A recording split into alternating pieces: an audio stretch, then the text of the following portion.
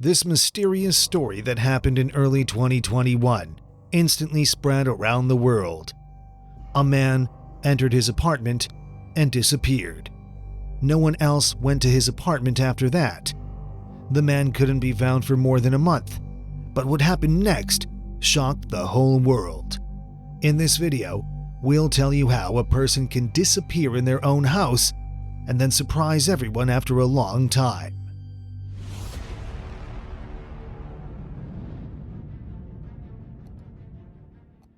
We're going to talk about 50-year-old Christopher Woitel from San Francisco. The man was a computer engineer, but he hadn't worked for the last couple of years. He became depressed and started acting really weird because he didn't have a stable source of income anymore. Woitel's relatives said that he lived in constant fear the past few months. The man was afraid that political protests could start happening near his house, organized by Donald Trump's supporters, and that he could get injured because of them. He even talked about going to live in the mountains for several months. Woitel also wrote weird Facebook posts and asked his family for money to buy a new phone because he had lost his old one. On January 9th at 3 p.m., he sent a weird message to his niece. "Please tell Laura to check her messages. It's an emergency." After that, Laura, Christopher's sister, tried to call him, but the man didn't answer the phone. She had gotten used to her brother's weird behavior in the past months, but this message really got her worried. Even more worrying was the fact that on January 8th, her brother sent her several disturbing messages in a row. He said that he had heard explosions outside of his apartment in one of them. In another one, he wrote that a car with loudspeakers drove past his house, urging Trump supporters to go out into the streets. His sister and other relatives waited for several days, hoping that Christopher would get in touch with them. None of them could go to his place because all his relatives lived in other cities. But he still didn't answer their calls, and on January 11th, the relatives decided to contact the police. However, the local police were reluctant to look for Christopher. According to them, nothing indicated that the man could be in any danger. Losing all hope that the police would do anything, the family decided to hire a private detective, Scott Williams. They also came to San Francisco to participate in the search. The detective first went to Christopher's apartment.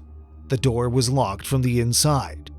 There were no signs of any struggle, no missing items. Everything looked as if the man had just left the house.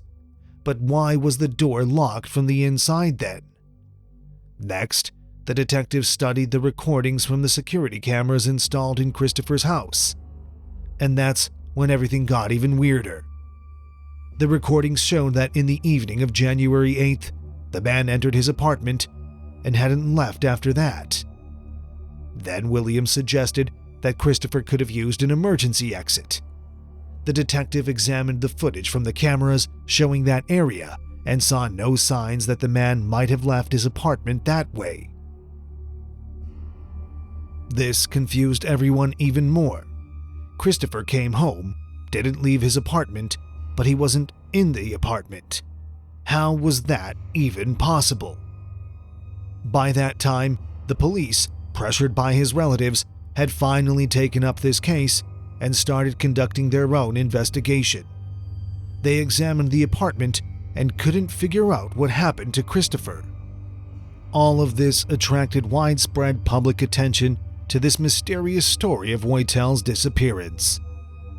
The police and private detectives started to recreate Christopher's last days before he disappeared. They learned from his relatives that Woitel was a very generous person and always helped those who needed it. He often allowed homeless people to spend the night in his apartment. One of these homeless people was a man nicknamed Bood. He and Christopher met a few years ago and had been in touch ever since. Sometimes, Christopher let him into his apartment to spend the night and also helped him with money from time to time. He even gave him a smartphone and paid for his mobile service. On the evening of January 7th, less than 2 days before Woitel's disappearance, Bood came to his place as can be seen in the recordings from the cameras. The next day at 5:45 a.m., Bood left the house. He hadn't returned ever since, judging by the recordings. On the night before he disappeared, Christopher wrote an angry message on Facebook. The police found out that Bood had somehow gained access to Christopher's social media account and sent messages to his acquaintances, the contents of which were not disclosed. This made Woitel mad, and he wrote to Bood that he would no longer help him. He demanded that he never come to him again. Private Detective Williams tracked down Bood and interrogated him. First, he found out that Bood had somehow gotten Woitel's smartphone. The homeless man said that he bought it from Christopher for $100, but the relatives of the missing person were suspicious about this statement. They believed that Bood had simply stolen the phone during his visit to Woitel on January 7th. When the detective asked Bood what happened to Christopher, this story became even more interesting. Bood said that he had strong psychic abilities and he had a vision. According to the homeless man, Christopher became a victim of robbers who wanted to steal his computer equipment. They allegedly took his body out of the house and threw it into the ocean. Of course, the detective took Bood's words as complete nonsense. It's still unclear whether the homeless man was messed up in the head or whether he came up with all these things as a cover, but the detective said that Bood was unlikely to be involved in the disappearance of Woitel. The thing is that Bood suffered from a serious leg injury for a long time and could hardly walk. This meant that he wouldn't be able to drag Woitel's body on his own even if he wanted to. Remember this fact about his injured leg. Williams was once again stumped. Not only did Woitel apparently never leave his apartment, but the detective also didn't have a single suspect who could be involved in his disappearance. He also questioned the theory that Christopher could just flee. There had been no transactions on any of his bank accounts since his disappearance. In addition, Woitel kept in touch with his relatives literally every day, and he probably wouldn't have stopped doing this out of his own volition. Hargan Nelson, Christopher's neighbor, believed the theory that he had just fled.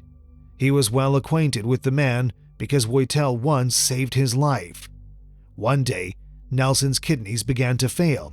He was feeling so bad that he couldn't reach the phone and call an ambulance. Woitel heard his screams, called the doctors, and helped to take him to an ambulance car. He even drove with him to the hospital and stayed in his room to support his neighbor. Nelson shared an interesting observation with the private detective. He often noticed two strange men come to Christopher's apartment. Judging by their appearance, the neighbor assumed that they were connected to the criminal world. Nelson couldn't possibly imagine Woitel being friends with people like that. According to his theory, these people could, for some reason, threaten Christopher, and he could decide to lay low. Unfortunately, he was wrong.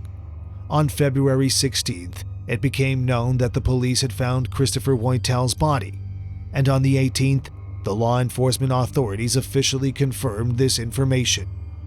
And now, what makes this story incredibly weird is that his body was found in his own apartment. How was that even possible? Remember, Christopher disappeared on January 9th, and his body was found on February 16th. Until the day the body was found, the police and the private detective had repeatedly scoured the apartment, and they couldn't find Woitel there. Where had he been all that time? The police said that they found the man's body in the ceiling above his bathroom. The building is constructed in such a way that there's an empty space that's about 3 feet in height above the apartments on the upper floor, which is used for technical purposes and links the roof with the apartments. Apparently, neither the police nor the detective had thought of looking there. The weirdness doesn't stop there. In their statement, the police mentioned that they had to call the firefighters to the place. They couldn't get to the man's body on their own, and they had to cut a hole in the ceiling. This confused the investigators even more. How did Woitel get there? Obviously, he couldn't get there from his apartment. The police's only theory was that the man got to that space through the roof. Of course, everyone was wondering about the main thing. What happened to him? Is it possible that someone killed with him and hid his body? The police said that they found no injuries or other signs that Christopher ended up being a victim of an attack. This means that he either wanted to die or he just died of natural causes. Reddit users started to analyze this mysterious situation. According to the most popular theory on the forum, Christopher died of a heart attack. He became mentally unstable in the past years. This was especially noticeable in his last messages on social media and conversations with his relatives. Woitel was in constant fear for no reason. He saw danger everywhere. Such extreme and prolonged stress at his age could negatively affect his heart, and maybe he couldn't live through yet another panic attack. But how does all this explain the fact that Woitel ended up in that technical space above his bathroom? Perhaps he was in a state of extreme panic before he disappeared. Christopher might have felt that he was in immediate danger right then and there. He could leave his apartment and go to the roof, and from there he could climb into that space above his bathroom. If we stick to this theory, he had a heart attack there. If we consider the theory that someone could have attacked Woitel, we are faced with one more problem. No one approached his apartment after he went inside, which is confirmed by the recordings from the cameras. The most obvious suspect in this case would be Boone. And as we remember, the man could hardly walk because of the problem with his leg. Most likely, he wouldn't be able to drag Woitel's body and hide it. The police and Christopher's relatives have not yet revealed the cause of his death, despite the fact that pathologists had to establish it in the first days after the body was discovered. This leads us to believe that he could have died of natural causes, and the family decided not to make this information public. In any case, the mysterious story of Christopher Woitel has attracted the attention of people around the world, and thousands of empathetic people around the world will remember this tragic event.